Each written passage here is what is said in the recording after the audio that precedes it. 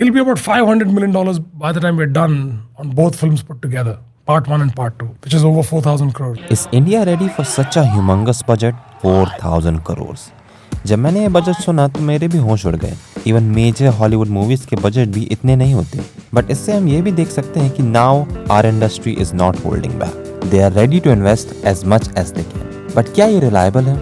A budget over 2,000 crore for a single movie. अगर 100 करोड़ की भी मूवी है तो उसको थिएट्रिकल प्रॉफिट के लिए 200 करोड़ तो क्रॉस करना ही पड़ेगा।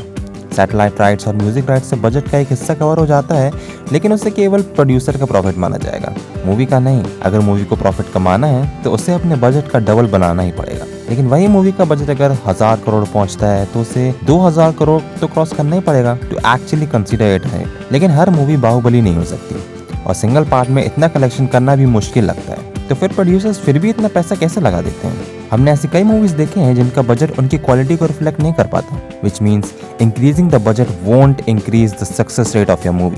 मूवी का बजट चाहे 20 करोड़ ही क्यों ना हो, लेकिन अगर उसका राइटिंग, उसका डायरेक्शन अच्छा होगा तो वो मूवी उतना ही सक्सेसफुल होगी जितना बिग बजट मूवी होती है। जब एक मिड बजट मूवी सक्सेसफुल होती है तो उसका प्रॉफिट परसेंटेज भी काफी ज्यादा होता है as compare to the big budget movies. उसका रिटर्न ऑफ इन्वेस्टमेंट भी कंपैरेटिवली ज्यादा ही होता है। कई बार जब बजट हद से ज्यादा बढ़ जाता है तो मूवी का फेल होना तय होता है।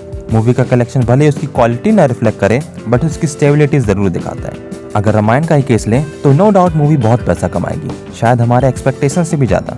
लेकिन अगर प्रैक्टिकली देखें तो अगर पार्ट 1 बाहुबली 2 जितना भी कमाती है तो तब जाके उसका बजट रिकवर होता है और इतना फुटफॉल अचीव करना भी काफ़ी मुश्किल है। अगर कंबाइन भी करें तो दोनों मूवी को मिला के एटलीस्ट $800 मिलियन कमाना पड़ेगा just to consider it a hit. Movie को फॉरेन में अपने एक्सपेक्टेशन से भी पार परफॉर्म करना पड़ेगा to achieve its milestone. So क्या ये पॉसिबल है?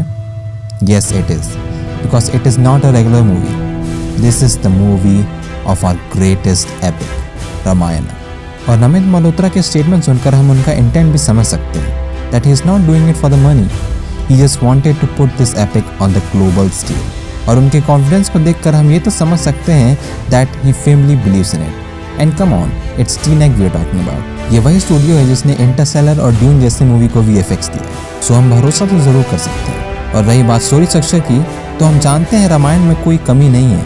ये हमारी वो धरोहर है जिसे अगर पूर्ण तरीके से दिखाया जाए तो दुनिया में बैठे किसी भी शख्स का दिल छू सकती है। और अब समय आ गया है इसे दुनिया के सामने रखने का on a global scale which it deserves. Now fingers cross, let's hope ये मूवी अपने वादों पर खड़े उतरे और हम दुनिया के सामने सीना तान के बोल सकें कि हाँ, ये हम हैं और ये है हमारी धरोहर।